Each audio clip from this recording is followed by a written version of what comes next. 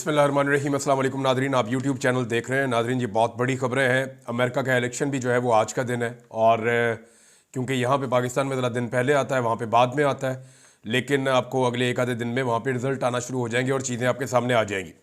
Donald Trump में और कमला Harris में बहुत सख्त मुकाबला है, बड़ा टफ कंपटीशन है ये।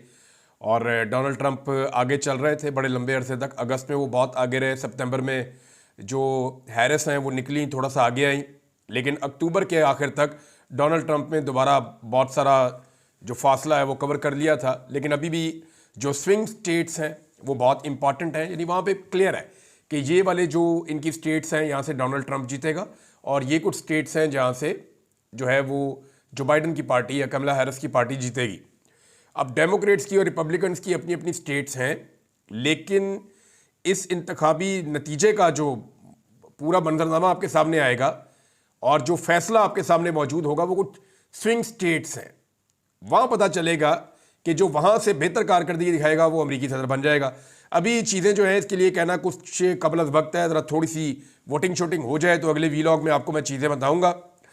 डोनाल्ड ट्रंप थोड़ा सा आगे चल रहे थे जितने भी सर्वेज आ रहे थे, लेकिन कुछ सर्वेज ऐसे हैं जिनमें कमला हैरिस को आगे दिखाया जा रहा है। इसकी एक वजह है, देखिए अगर आप अमेरिका को दो हिस्सों में डिवाइड करें ना, तो एक अमेरिका वो है जो रवायती अमेरिका है, इसमें अमेरिका का रकबा भी ज़्यादा है, आबादी बहुत बड़ी है, लेकिन ये अमेरिका के वो इलाके हैं जो थोड़े से इस तरह के एरियाज हैं जो उतने कमर्शियल नहीं हैं या उतने जदीद नहीं हैं। यहाँ पे डोनाल्ड ट्रंप या रिपब्लिकन्स बड़े तगड़े हैं। लेकिन जब आप आ जाते हैं बड़े शहरों में, जैसा कि न्यूयॉर्क है, जैसा कि वाशिंगटन है, इस तरह बहुत सारे बड़े शहर हैं अमेरिका में, तो यहाँ पे आपको पता है कि बड़ा ज़बरदस्त किस्म का यहाँ पे सरमायादाराना निज़ाम है। सारी एडवर्टीजमेंट यहाँ से जनरेट होती है, पैसा जो है वो यहाँ पे ज़्यादा सर्कुलेट होता है, तो यहाँ पे डेमोक्रेट्स तगड़े हैं। अब जहाँ पे पैसा है वहाँ पे डेमोक्रेट्स तगड़े हैं, तो इसका मतलब फिर ये है कि मीडिया को तो पैसा चाहिए होता है, और मीडिया का पूरा बिजनेस जो है वो एडवर्टीजमेंट के ऊपर चलता है। तो क्योंकि सारा कमर्शियल एरियाज जो है वो डेमोक्रेट्स के हैं, तो इसलिए मीडिया हमेशा डेमोक्रेट्स को आपको नजर आएगा ज़्यादा सपोर्ट करता रहेगा और रिपब्लिकन्स को कम सपोर्ट करता रहेगा। उसके पीछे जो बेसिक रीज़न है वो कमर्शियल अपने अपने इंटरेस्ट हैं, उसके मफादात हैं इनके। तो वहाँ पे जो डोनाल्ड ट्रंप है वो उनके वो कमर्शियल एरियाज नहीं है जहाँ पे वो ज़्यादा मकबूल है। लेकिन ओवरऑल जितनी भी अब तक सर्वेज आए हैं उनमें डोनाल्ड ट्रंप बहुत टफ कैंडिडेट है, और बहुत मुमकिन है कि वो अगले 24-48 घंटों के अंदर क्लियर हो जाए कि डोनाल्ड ट्रंप जो है वो अमरीकी अगले सदर बन रहे हैं। हो सकता है ये हो जाए, हो सकता है ये ना भी हो। लेकिन पाकिस्तान में एक बहुत बड़ी खबर है, और ये इतनी बड़ी खबर है, यानी इन्होंने 9 मिनट के अंदर 6 बिल पास करवा लिए। आर्मी चीफ समेत जितने भी सर्विसेज चीफ हैं उन सब की मुद्दत मुलाजमत 3 के बजाय 5 साल होगी। मिसाल के तौर पे इस वक्त जो आर्मी चीफ है उन्होंने 2025 में रिटायर होना था, तो अब वो 2027 में रिटायर होंगे अगर ये कानून जो है उसको चैलेंज ना किया गया या अदालत ने इसके रास्ते में बंद ना बांधा, तो फिर वो 2027 में रिटायर होंगे। तो ये जितने भी अब कानून पास किए जा रहे हैं, अगर ये मामला जाएंगे सुप्रीम कोर्ट के फुल कोर्ट में तो नतीजा कुछ और आएगा, सुप्रीम कोर्ट में जाएंगे नतीजा कुछ और आएगा, लेकिन अगर आईनी बेंच में जाएंगे तो नतीजा कुछ और आ सकता है। ये मैं आपको इसलिए कह रहा हूं कि देखें बहुत बड़ी खबर है जो मैं अब आपको देने वाला हूं। ये खबर हसनात मलिक साहब लेकर आए थे, मुतीउल्लाह जान साहब के प्रोग्राम में उन्होंने इसको ब्रेक किया था।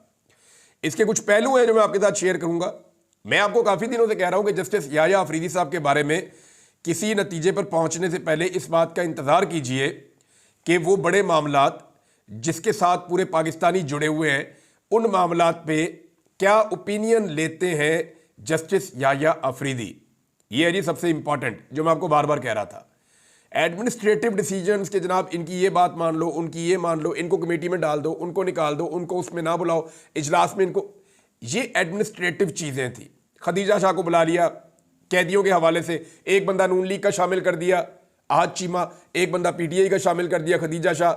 ये कुछ ऐसी चीज़ें थी कि आप एडमिनिस्ट्रेटिव डिसीजन हैं, आप इंतजामी किस्म के मामलात हैं, इन पे आप फैसला नहीं कर सकते कि इस वक्त जो नए चीफ जस्टिस आए हैं इंसाफ की फराहमी में वो जस्टिस काजी फायद ईसा जैसे हैं, जस्टिस उमर ता बंदयाल जैसे हैं, या वो एक बेहतर चीफ जस्टिस हैं। ये तो आपको पता चलेगा जब वो उनके फैसले सामने आएंगे। अभी एक बहुत बड़ी चीज़ सामने आई जो मैं आपके साथ शेयर करने वाला हूँ। मुतीउल्लाह जान साहब के प्रोग्राम में हसनात मलिक साहब ने बताया कि जुमेरात के दिन होता है प्रैक्टिस एंड प्रोसीजर कमेटी का मीटिंग। अब ये जो मीटिंग होती है प्रैक्टिस एंड प्रोसीजर कमेटी की, ये प्रैक्टिस एंड प्रोसीजर एक्ट के मुताबिक होती है। ये वो एक्ट है जो हुकूमत ने बनाकर रखा हुआ है।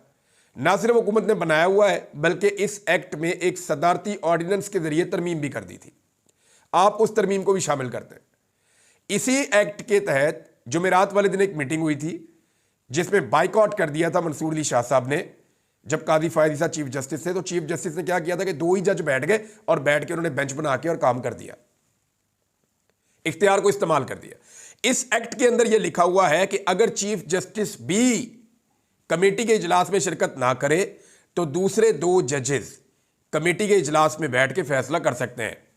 अब हुआ यह कि जुमेरात को 31 तारीख थी, 31 अक्टूबर, तो दोनों जो मुअज़्ज़िज़ जज साहिबान हैं जिनको कमेटी में खुद शामिल किया है और ख़ुद बताया जस्टिस याह्या अफरीदी साहब ने, उन दोनों जज साहिबान ने राब्ता किया जस्टिस याह्या अफरीदी साहब से और उन्हें कहा जी कि कमेटी का इजलास है, आ जाए।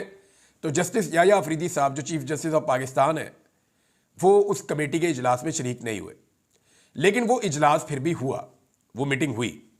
उस मीटिंग के अंदर जो है वो जस्टिस मंसूर अली शाह और जस्टिस मुनीब अख्तर बैठे और उन दोनों जजेस ने उस कमेटी के मिनट्स जारी करने का भी हुक्म दिया।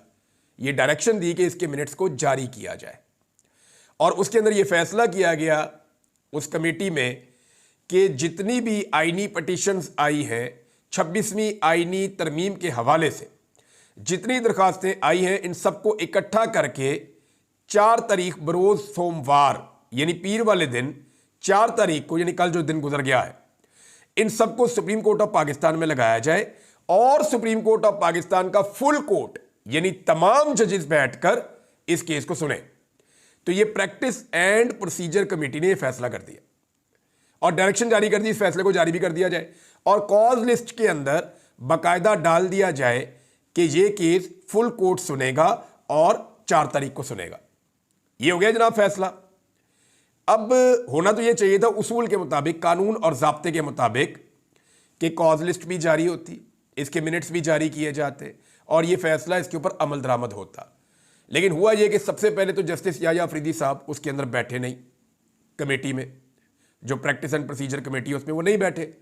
नंबर 2 काम ये हुआ कि इसके मिनट्स भी जारी नहीं किए गए अदालती अमले की जानिब से। नंबर 3 काम ये हुआ कि जो बेंच बनाने का हुक्म दिया गया था उस कमेटी की जानिब से वो बेंच भी नहीं बनाया गया।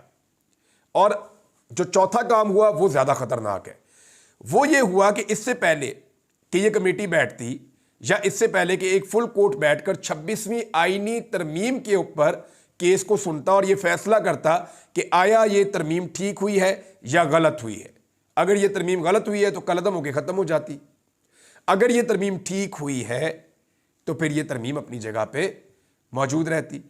अब इससे पहले फौरी तौर पे जस्टिस याह्या अफरीदी साहब ने जुडिशल कमीशन का इजलास बुला लिया। देखें, जुडिशल कमीशन का इजलास जब बुला लिया जाएगा तो फिर क्या बनेगा? आईनी बेंच। हुकूमत अपनी मर्जी का आईनी बेंच बना देगी। जब हुकूमत अपनी मर्जी का आईनी बेंच बना देगी तो हुकूमत की कोशिश होगी कि उसके बाद जितने कानून बनाए जाए, चाहे वो सही है या गलत है, आईनी तरमीम का मामला हो सही है या गलत है, तमाम चीज़ें उस बेंच के पास भेजी जाए, क्योंकि वो बेंच हुकूमत ने अपनी मर्जी का बनाया हुआ है। लिहाजा वो तमाम चीज़ें हुकूमत की मर्जी के बेंच में चैलेंज होंगी। मिसाल के तौर पर ये जो आर्मी चीफ की तौसीह वाला मामला है या बाकी सर्विसेज चीफ जो है उनकी तौसीह वाला मामला है, इसको कोई जाके चैलेंज करना चाहता है, इस वक्त तक चैलेंज करेगा तो ये जाके सुप्रीम कोर्ट ऑफ पाकिस्तान में चैलेंज हो सकता है। अगर आईनी तरमीम को चैलेंज करेगा फिर तो सारा कुछ ही खत्म हो जाएगा। लेकिन अगर इसको चैलेंज करता है तो अभी तो सुप्रीम कोर्ट में होगा, लेकिन बाद में ये आईनी बेंच के पास जाएगा।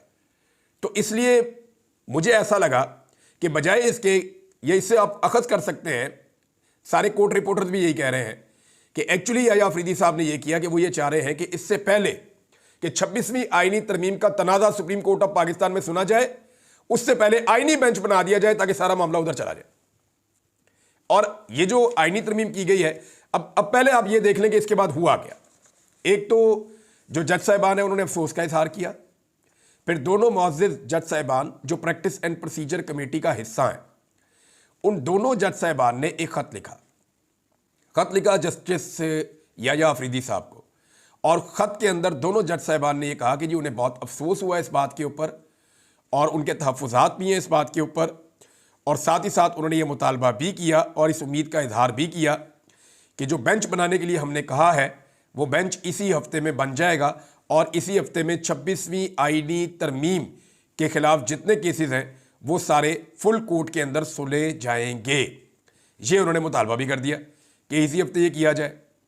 और साथ ही साथ उन्होंने ये शिकवा भी किया कि जनाब ना तो कॉज लिस्ट जारी की गई, साथ ही उन्होंने ये शिकवा किया कि ना ही मिनट्स जारी किए गए प्रैक्टिस एंड प्रोसीजर कमेटी के। तो ये जनाब एक पूरा खेल हुआ सुप्रीम कोर्ट ऑफ पाकिस्तान में, जो बड़ा अनफॉर्चुनेट है। अब जब कादी फायद ईसा साहब को या निज़ाम को ज़रूरत होती है तो दो जजेस मिल के प्रैक्टिस एंड प्रोसीजर कमेटी की मीटिंग बुला के बेंच बना के और कार्रवाई कर लेते हैं। लेकिन जब निज़ाम की ज़रूरत नहीं होती और जस्टिस याया अफरीदी साहब जो हैं वो सिस्टम के साथ ऐसा लगता है खड़े हो गए हैं, तो दो जजेस बैठते हैं, सेम एक्टिविटी होती है लेकिन कानूनी तौर पे उसके ऊपर अमल दरामद नहीं होता। ये निज़ाम इस लेवल तक कभी नंगा नहीं हुआ था जिस लेवल तक अब नंगा हो गया है। और यहां से आगे वकला को ये बात समझ आ जानी चाहिए कि खेल हो क्या रहा है। अदलिया और उसकी आज़ादी पूरी तरह से खतरे में है। हुकूमत अपनी मर्जी के जजेस लाना चाहती है, यानी 12 जजेस कर दिए हैं इस्लामाबाद हाई कोर्ट के। ये जो नई कानून साजी की गई है इसमें, इसको चैलेंज कैसे किया जाएगा? ये फिर आईनी अदालत में चला जाएगा। इसी तरह सुप्रीम कोर्ट ऑफ पाकिस्तान में 34 जजेस कर दिए गए हैं। और एक और तब्दीली भी की गई है कि जो प्रैक्टिस एंड प्रोसीजर कमेटी है इसमें एक चीफ जस्टिस होगा, एक सीनियर तरीन जज होगा और एक इसके अंदर डाला जाएगा जो आईनी अदालत का सीनियर जज होगा, वो इसमें डाला जाएगा, ताकि ये जो 3 जजेस होंगे इसमें फिर मुनीब अख्तर साहब को बाहर कर दिया गया। यानी ये निज़ाम जो है मुनीब अख्तर साहब को हर हाल में हर चीज़ में बाहर रखने की कोशिश कर रहा है। और मजे की बात देखें, जस्टिस मुनीब अख्तर साहब एक ऐसे जज हैं कि इनके बारे में आज तक कोई नेगेटिव चीज़ पूरा निज़ाम मिलकर नहीं ढूंढ सका, ना उन्हें ब्लैकमेल कर सका, ना उन्हें खौफजदा कर सका। और उनकी जो काबिलियत है बतौर जज, वो सुप्रीम कोर्ट ऑफ पाकिस्तान में जो लोग जाते हैं और जाकर जो केसेस सुनते हैं वो लोग अपने मुंह से बताते हैं कि जनाब अगर काबिलियत के अंदर कोई जजेस हैं तो उनमें अगर टॉप के ऊपर आप 3 जजेस निकालें तो उनमें एक जस्टिस मुनीब अख्तर साहब भी ऐसे जज हैं जो बहुत टॉप के जज हैं। अब है नाज़रीन इस बात की तरफ कि ये जो 6 तरमीमें पास कर ली हैं कानून के अंदर हुकूमत ने, ये 9 मिनट के अंदर टोटल कार्रवाई डाली है। यानी जब आप कानून तब्दील करते हैं ना तो आप पहले उसको इंट्रोड्यूस करते हैं, आप बताते हैं, वजीर खड़ा होता है, खड़ा होकर बताता है जी ये कानून हम तब्दील करना चाह रहे हैं, आए इसके ऊपर बहस कर लेते हैं। फिर पार्लियामेंट में इसके ऊपर बहस होती है, अपोजिशन अपनी बात करती है, हुकूमत अपनी बात करती है, सबका अपना अपना ओपिनियन होता है, फिर किसी नतीजे पे पहुंचते हैं और फिर उसके बाद स्पीकर राय ले लेता है कि ज़्यादा लोग जिस तरफ होंगे वो कानून बन जाता है। लेकिन यहाँ पे 9 मिनट के अंदर इतने सारे कानून पास कर दिए। और ये जो सर्विसेज चीफ्स की एक्सटेंशन वाला मामला है, इसी के ऊपर सबका जोर है और सोशल मीडिया पे सबसे ज़्यादा बात भी इस पर हो रही है। क्योंकि देखें, सब लोगों को ये लगता है कि पाकिस्तान के अंदर सबसे इंपॉर्टेंट चीज़ जो होती है या सबसे इंपॉर्टेंट इवेंट जो होता है वो किसी वज़ीर आज़म की तैनाती नहीं होता, वो किसी सदर की तैनाती भी नहीं होता, वो किसी चीफ जस्टिस की तैनाती भी नहीं होता। सबसे इंपॉर्टेंट इवेंट पाकिस्तान में होता है आर्मी चीफ की तैनाती और उनकी एक्सटेंशन का मामला। तो अब जो इस वक्त मौजूदा आर्मी चीफ है उनकी मुद्दत मुलाजमत में तकरीबन 13 महीने बाकी हैं, लेकिन उससे पहले उनको 2 साल की मजीद एक्सटेंशन जो है वो मिल गई है।